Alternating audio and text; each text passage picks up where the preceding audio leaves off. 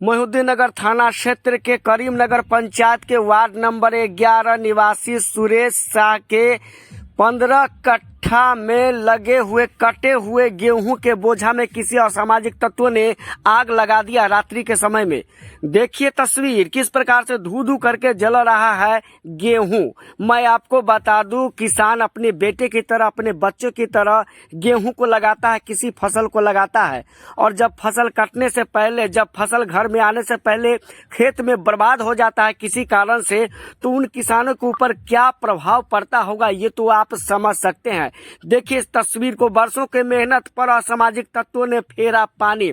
किसी ने रात्रि में इनके बोझा में आग लगा दिया। सूत्रों के हवाले से पता चला है 16 कट्ठा का गेहूं के खेत में मात्र 1 कट्ठा गेहूं का खेत में बोझा बांधा गया था।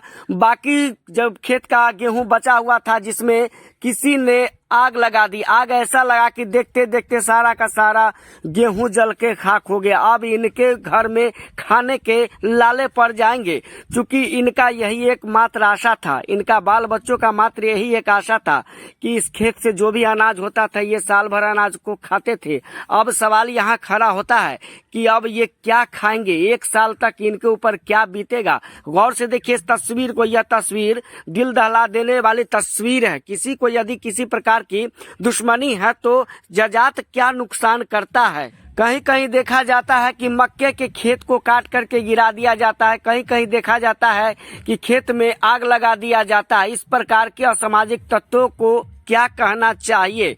देखिए इस तस्वीर को, इस तस्वीर में साफ साफ यह तस्वीर चीख चीख कर बयां कर रहा है कि अब इनके ऊपर क्या गुजर रहा होगा। चूंकि गेहूं का एक दाना इनका नहीं बचा है, सारा का सारा दाना जल के खाक हो गया है। मोहिउद्दीननगर प्रखंड के करीमनगर पंचायत से बेहद चौंकाने वाली तस्वीर सामने आ रही है।